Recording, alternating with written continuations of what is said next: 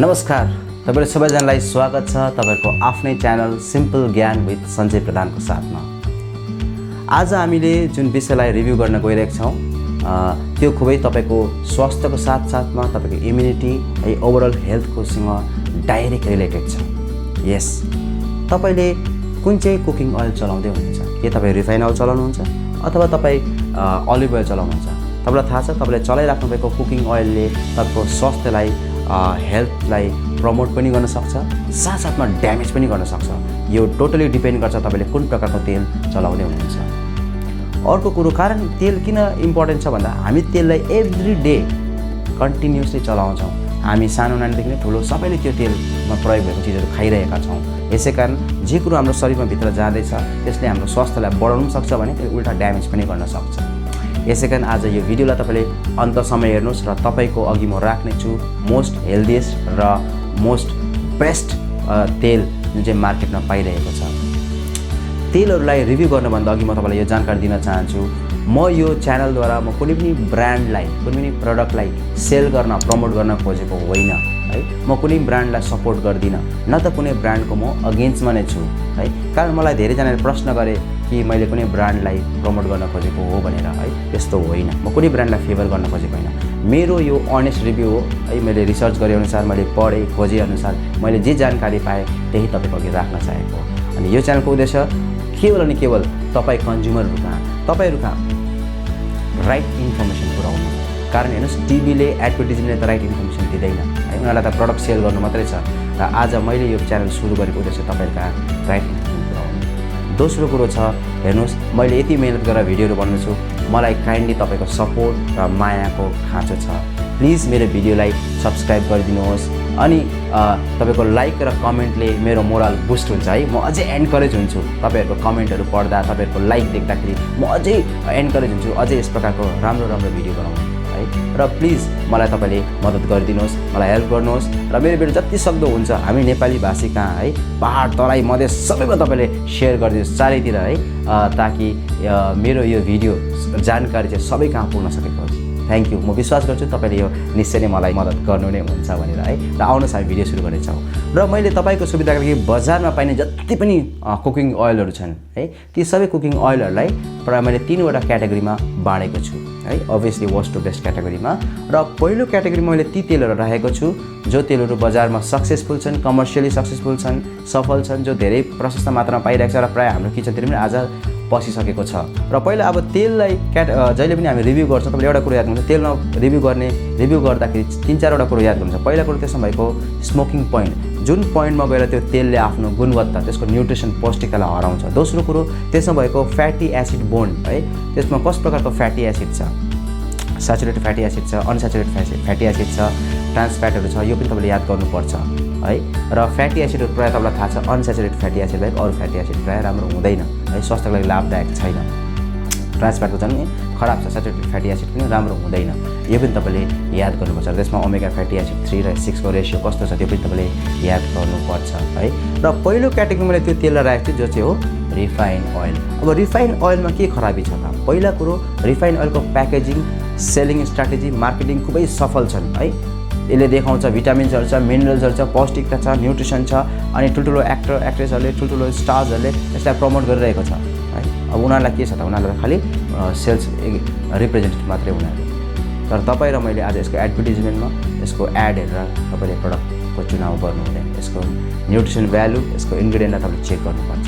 पहिला कुरो, refine oil सुन्दा जतिको राम्रो सुनिन्छ त्यो त्यतिको राम्रो छैन, कारण यसको रिफाइनिङ प्रोसेसमा समस्या छ।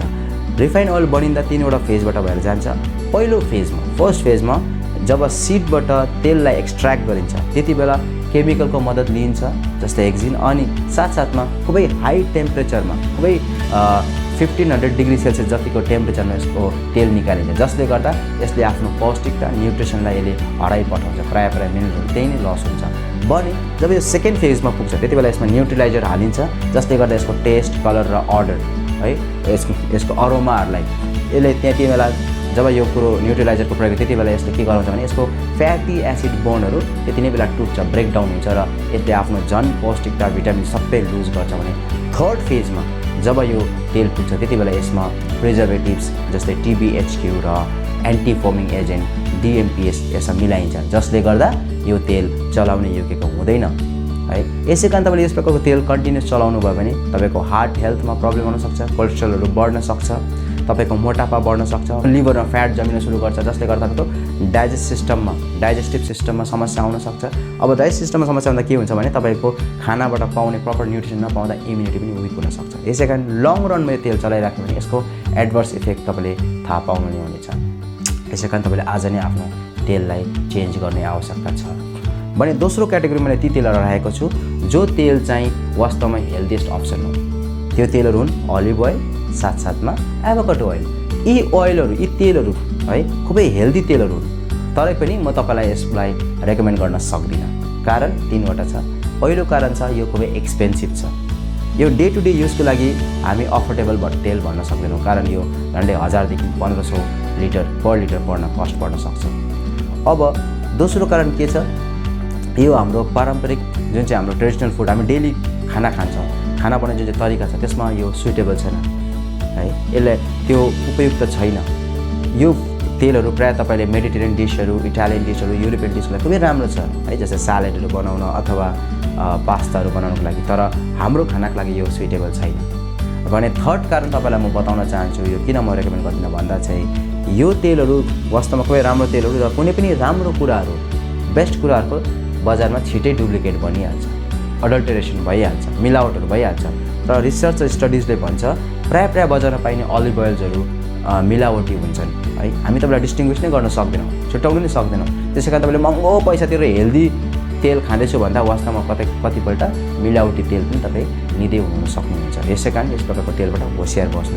यसै कारण अब तपाईँ नघबराउनुहोस्, तपाईँको लागि मैले हेल्दिएस्ट तेलहरू थर्ड क्याटेगोरीमा राखेको छु, जो अफोर्डेबल पनि छ, जो हाम्रो प्राकृतिक देनले हाम्रै वरिपरि पाइन्छ र स्वास्थ्यको लागि राम्रो पनि छ। यी तेलहरूको स्मोकिङ पोइन्ट खुबै हाई छ, जसले गर्दा धेरै लामो समयसम्म कन्टिन्युस चलाउँदा पनि यसको फ्याटी एसिड बोन ब्रेक हुँदैन, जसले गर्दा यसको गुणवत्ता, यसको न्युट्रिसन मिनरल्सहरू, भाइटामिन्सहरूले लुज गर्दैन। यसमा साथसाथमा अनस्याचुरेटेड फ्याट र मोनोस्याचुरेटेड फ्याट पनि खुबै ब्यालेन्स फर्ममा छ। साथसाथमा यी तेलहरूमा तपाईँले पाउनुहुन्छ ओमेगा फ्याटी एसिड 3 र 6 को रेसियो पनि ब्यालेन्स रूपमा छ। यी तेलहरू हुन् नरिवलको तेल अर्थात् कोकोनट ओइल, सिस्मी ओइल अथवा तिलको तेल, अनि ग्राउन्डनट अथवा बदामको तेल, र one of the best oil छ मस्टर्ड ओइल अथवा तोरीको तेल। कोकोनट ओइल र सिस्मी ओइलको टेम्परेचर स्मोकिङ पोइन्ट लगभग सेम छ, जस्तै 177 डिग्री सेल्सियससम्म यसलाई कन्टिन्यू चलाउनु, डिप फ्राई गर्नुहोस्, खाना बनाउनुहोस्, एकदम यो हेल्दी छ। भने तपाईँले पाउनुहुन्छ ग्राउन्डनट अथवा बदामको तेलको स्मोकिङ पोइन्ट 160 डिग्री सेल्सियस। यसमा पनि अनस्याचुरेटेड फ्याट खुबै ब्यालेन्स रूपमा छ। यो पनि स्वास्थ्यको लागि खुबै लाभदायक छ है, हार्ट हेल्थ, स्किनको लागि राम्रो छ, डायबिटिक्सको लागि सिस्मी ओइल त झन् राम्रो हो। भने मस्टर्ड ओइल, तोरीको तेल जो छ, यो तेल स्वास्थ्यको लागि खुबै लाभदायक छ। यसमा मुफा पनि भन्छ, मोनोस्याचुरेटेड फ्याटी एसिड, साथसाथमा फुफा पनि भन्छ, अनि तपाईँको ब्यालेन्स रूपमा छ। अनि यसमा तपाईँले ओमेगा फ्याटी एसिड 3 र 6 को रेसियो पनि ब्यालेन्स रूपमा पाउनुहुन्छ। यो एन्टी क्यान्सर पनि भनिन्छ, हार्ट हेल्थको लागि राम्रो, स्किनको लागि राम्रो हो है, ओभरअल हेल्थको लागि खुबै राम्रो तेल हो।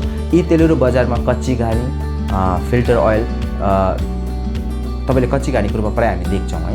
र तपाईँलाई म अझै एन्करेज गर्न चाहन्छु, तपाईँले बजारबाट पाउनुभयो भने प्रायः अहिले पाइन्छ है, अनलाइन अफलाइन पाइन्छ। तपाईँले किन्नु सक्नुभयो भने तपाईँले कोल्ड प्रेस अथवा वुडन कोल्ड प्रेस तेलहरूलाई किन्नुहोस्, जो चाहिँ पारम्परिक ढङ्गमा तेल बिउबाट तेल सिडबाट तेल एक्स्ट्रा गरिन्छ, जसमा कुनै केमिकलको प्रयोग हुँदैन, कुनै प्रिजर्भेटिभ्सहरू हालिँदैन।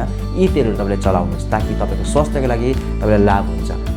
यो रिभ्यूमा मैले अझै एउटा कुरो थप भन्नु जरुरी छ, त्यो चाहिँ हो कुनै पनि तेल तपाईँले एकपल्ट प्रयोग गरिसकेपछि त्यो तेललाई भोलिपल्ट नेक्स्ट है त्यो डिप फ्राई गरिसकेपछि जुन चाहिँ तेल उब्रिन्छ त्यसलाई फेरि बारम्बार प्रयोग नगर्नुहोस्, एकपल्टमा मात्रै तपाईँले तेललाई प्रयोग गर्नुहोस् है। र म विश्वास गर्छु यो भिडियोद्वारा तपाईँलाई कुनै न कुनै जानकारी पुगेको छ, तपाईँको जीवनमा एउटा भ्यालु एड भएको छ, तपाईँले लाभ पाउनुभएको छ। तपाईँले मलाई कमेन्ट बक्समा गएर कमेन्ट गरिदिनुहोस् कुन चाहिँ तेल तपाईँ चलाउँदै हुनुहुन्छ र अब कुन चाहिँ तेल तपाईँ चलाउन लाग्नु भएको छ, तपाईँले आज कुन चाहिँ नयाँ कुरो चाल पाउनुभयो त्यो पनि मलाई बताइदिनुहोस्। मलाई तपाईँको माया सपोर्टको खाँचो छ, फेरि पनि भन्दैछु प्लिज मेरो भिडियोलाई सब्सक्राइब गरिदिनुहोस्, लाइक र कमेन्ट हाल्नुहोस् ताकि म अझै एन्करेज हौँ। र अब तपाईँ कुन चाहिँ टपिकमा भिडियो हेर्न चाहनुहुन्छ त्यो पनि तपाईँले कमेन्ट बक्समा गएर कमेन्ट गरिदिनुहोस्। Thank you, God bless you all.